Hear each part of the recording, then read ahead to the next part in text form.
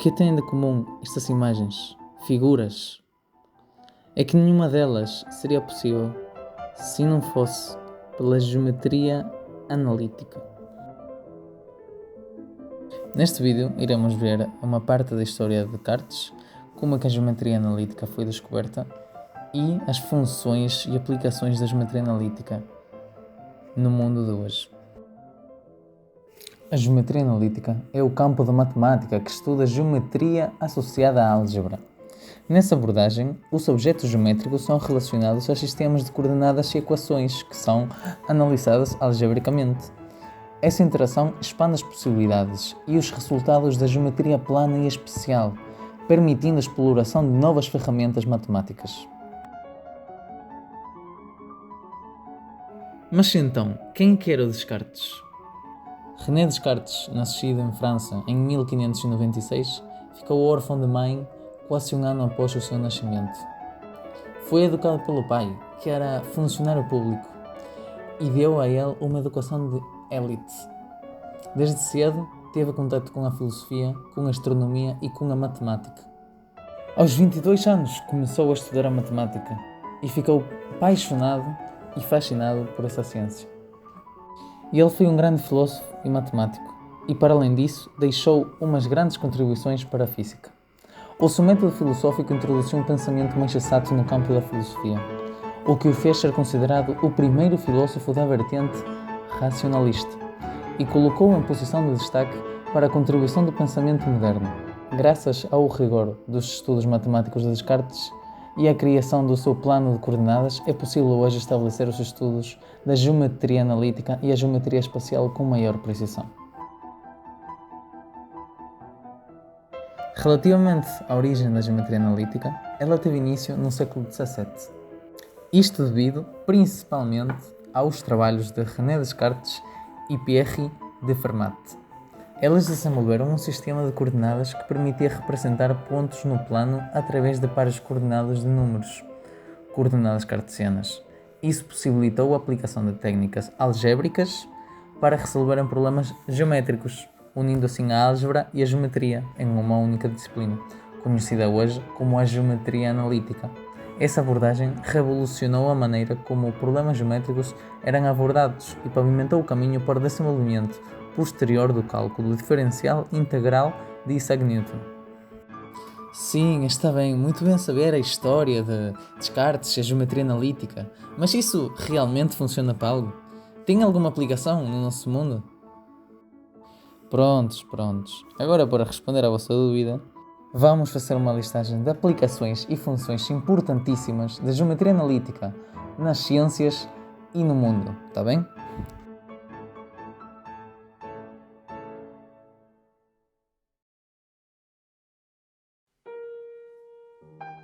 Vamos começar por falar das aplicações na engenharia civil. A engenharia civil tem duas grandes vertentes na geometria analítica, que seriam a análise de estruturas complexas e a modelagem de terrenos e superfícies. A primeira envolve os princípios da geometria analítica para compreender e projetar sistemas estruturais eficientes e seguros. Como a geometria analítica é uma ferramenta que permite representar geometricamente objetos e as suas interações por meios de equações matemáticas, aplicada na engenharia civil ajuda a análise de forças, deformações e comportamento estrutural. Por exemplo, na análise de estruturas complexas, temos a representação de formas geométricas, análise de tensões e deformações, determinação de pontos críticos, modelagem de sistemas tridimensionais e análise de estabilidade e equilíbrio. Isto tudo em conjunto acaba por optimizar o processo na análise de estruturas complexas. Agora, na modelagem de terrenos, relativamente a Descartes, o seu fator mais importante é, sem dúvida, as coordenadas cartesianas. Ou seja, usam as coordenadas x, y, c para representar pontos no espaço tridimensional. Estas coordenadas são essenciais para topografar um terreno ou uma superfície de uma estrutura, permitindo a criação de modelos matemáticos mais precisos.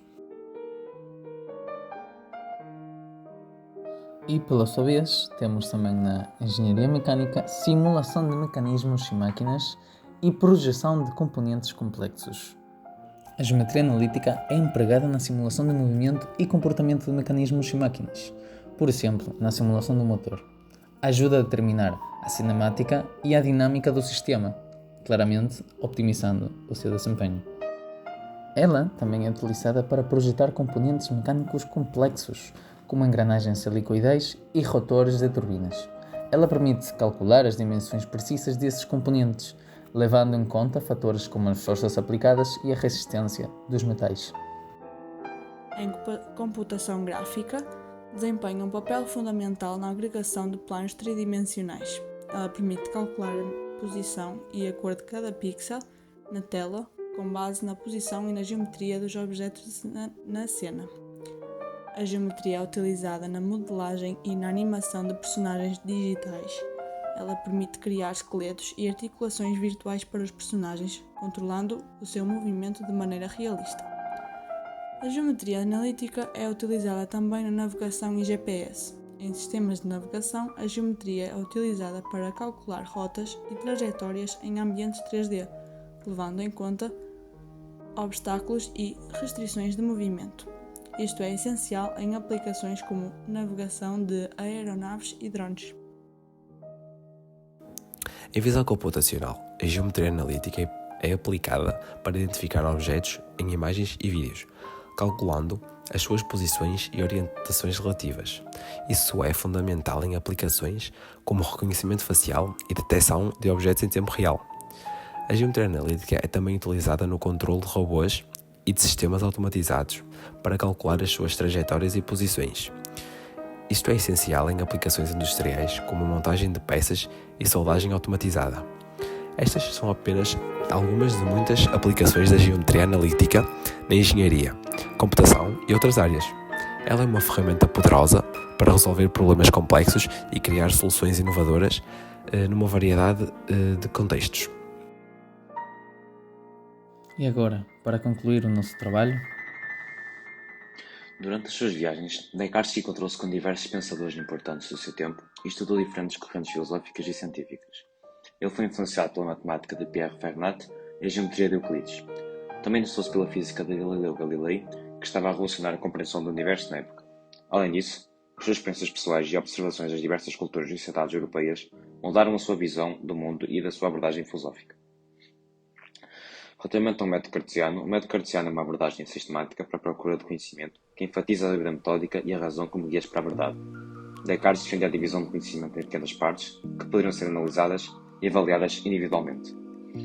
Apesar da sua morte prematura aos 53 anos, Descartes deixou um legado duradouro. As suas obras continuam a ser estudadas e debatidas por todo o mundo académico, e a sua influência pode ser vista em várias disciplinas, desde a filosofia e a matemática até a psicologia e a neurociência.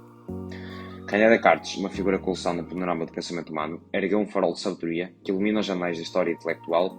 A sua abordagem meticulosa e revolucionária não apenas redefiniu os limites do conhecimento, mas também lançou os alicerces imutáveis do método científico moderno. O seu legado imponente transcende fronteiras e épocas, inspirando uma legião de estudiosos em todo o mundo, enquanto exalta a busca incessante pela verdade e a soberania da razão. espero que com este trabalho tenham aprendido algo novo e que o tenham desfrutado. Muito obrigado!